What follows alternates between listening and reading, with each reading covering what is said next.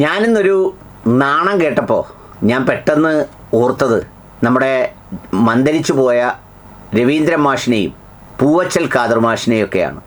എന്താണെന്നറിയോ, ആട്ടക്കലാശം സിനിമയിൽ ഒരു പാട്ടുണ്ട്, മലയാളികൾ ഒരു കാലത്ത് കേട്ട് പതിഞ്ഞ പാട്ട്. നാണമാകുന്നു മേനി നോവുന്നു എൻ്റെ കയ്യിൽ മുള്ളു കൊള്ളുമ്പം, ഓലപ്പീലിയിൽ നീലപ്പായയിൽ ചേർന്നിരിക്കാൻ തോന്നുന്നു. അങ്ങനെയാണ് വരിയെന്നാണ് എനിക്ക് ഓർമ്മ. ഇത് ആട്ടക്കലാശം എന്ന് പറയുന്ന സിനിമയിലേതാണ് ഈ വരികൾ. ഇപ്പോൾ ഒരാൾ ആടി കലാശിക്കുന്നുണ്ട്. ആ ആട്ടക്കലാശത്തിൽ എന്തെങ്കിലും ഒരു സ്ഥാനം കിട്ടാൻ വേണ്ടി നാണം കെട്ട ഏത് നാറിയ വാക്കുകളും പറയാനും ചെയ്യാനും യാതൊരു ഉളിപ്പും മടിയുമില്ലാതെ നാണം തോന്നുന്നു എന്ന് പ്രഖ്യാപിച്ച് സ്വയം രംഗത്തിറങ്ങിയിരിക്കുന്നത് കേരളത്തിലെ ആദ്യത്തെ മുട്ടൻ വനിതാ പോലീസ് മേധാവിയാണ്. മേധാവിക്ക് നാണം തോന്നുന്നത്രേ. മേധാവിക്ക് മാത്രമല്ല ഇപ്പം നാണം തോന്നുന്നത്, ഈ 33 വർഷം സേവനമനുഷ്ഠിച്ച സേനയിലെ പ്രവൃത്തി കണ്ട് നാണം തോന്നുന്നു എന്നൊരു ഉളിപ്പുമില്ലാതെ പോടാ പുല്ലേ പോലീസേ എന്ന് പറഞ്ഞ് തെരുവിൽ വന്നിരുന്ന് വെറും സാധാരണക്കാരായ ആളുകൾ പോലും വിളിക്കാൻ മടിക്കുന്ന അറയ്ക്കുന്ന മുദ്രാവാക്യം സ്വന്തം ചിന്തകളും പ്രവൃത്തിയും എത്രത്തോളം നാറിയതും ദുർഗന്ധവുമാണെന്ന് കേരളത്തെ ബോധ്യപ്പെടുത്തി സ്വയം നാണം തോന്നുന്നു എന്ന് പറയുമ്പോൾ സത്യത്തിൽ നാണിച്ചു പോകുന്നത് ഒരു 3-3.5 കോടി ജനങ്ങളാണ്.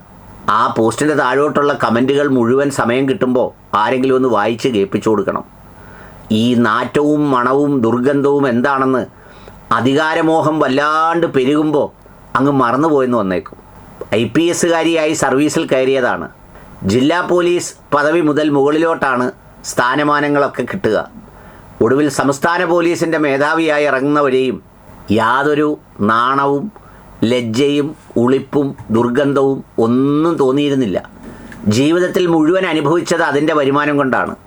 അതിൻ്റെ സൗകര്യങ്ങളാണ് മുഴുവൻ ഈ അഭിരമിച്ചതും അതിൽ ചുറ്റിക്കറങ്ങിയതും മേൽവിലാസം ഉണ്ടാക്കിയതും എല്ലാമെല്ലാം. ഇപ്പോഴും ആ ഡിപ്പാർട്ട്മെൻറ്റിൻ്റെ പെൻഷൻ തിന്നാണ് ജീവിക്കുന്നത്. അങ്ങനെ പെൻഷൻ തിന്ന് ജീവിക്കുന്നത് കൊണ്ടുള്ള ശരീരവും ജീവിതവും നിലനിൽക്കുന്നത് കൊണ്ടാണ് ബാക്കി ഒരുപാട് മോഹങ്ങളൊക്കെയും തോന്നി ഈ പൊരിവെയിലത്ത് റോഡിൽ വന്നിരുന്ന് പോയാ പുല്ലേ പോയാ പുല്ലേ പോയാ പുല്ലേ എന്ന് പറഞ്ഞ് മുദ്രാവാക്യം വിളിക്കേണ്ടി വരുന്നത്. എന്നിട്ട് പറയുകയാണ് നാണം തോന്നുന്നു. BJPക്കാരോട് പറയാൻ എനിക്കൊരു കാര്യമേ ഉള്ളൂ, 33 വർഷം സേവനമനുഷ്ഠിച്ച സ്വന്തം സേനയെ ഇതുപോലെ നാണം കെടുത്തി പറയാൻ യാതൊരു ലജ്ജയുമില്ലാത്ത ഒരാൾ, നിങ്ങളൊരു സിംഗിൾ ഇൻവെർട്ടഡ് കൊട്ടേഷനിൽ എഴുതിയിട്ടോളൂ. നാളെ നിങ്ങൾ ഈ കൊടുക്കുന്ന ലാവണം ഒന്നും ആക്കിയില്ല, ഒരു വെണ്ടയ്ക്ക കൗൺസിലറേ ആയുള്ളൂ. പക്ഷേ എങ്കിൽ പോലും ആ കൗൺസിലർ പദവിയെയും അതിനെപ്പോലും തള്ളിപ്പറയാൻ ഈ നാണം കെട്ട നാറിയ മനസ്സിന് യാതൊരു മടിയും ഉണ്ടാവില്ല എന്ന് നിങ്ങൾക്ക് ഓർമ്മ വേണം. നന്ദിയില്ലാത്തവർ എവിടെയും നന്ദിയില്ലാത്തവരാണ്. അതുകൊണ്ട് അത്തരക്കാരെ നമ്മൾ മേൽവിലാസം കൊടുത്ത് ബാനറിൻ്റെ മുന്നിൽ നിർത്തുമ്പോൾ ശ്രദ്ധയോടെ വീണ്ടും വീണ്ടും ഇപ്പം നിങ്ങൾ ചുരുട്ടി അത്രയും പോരാ, ഇനിയും ബീഡിയില ചുരുട്ടുന്നത് പോലെ ചുരുട്ടി എത്രത്തോളം വെക്കാൻ കഴിയുന്നോ അത്രത്തോളം നിങ്ങൾക്ക് നല്ലതാണ്.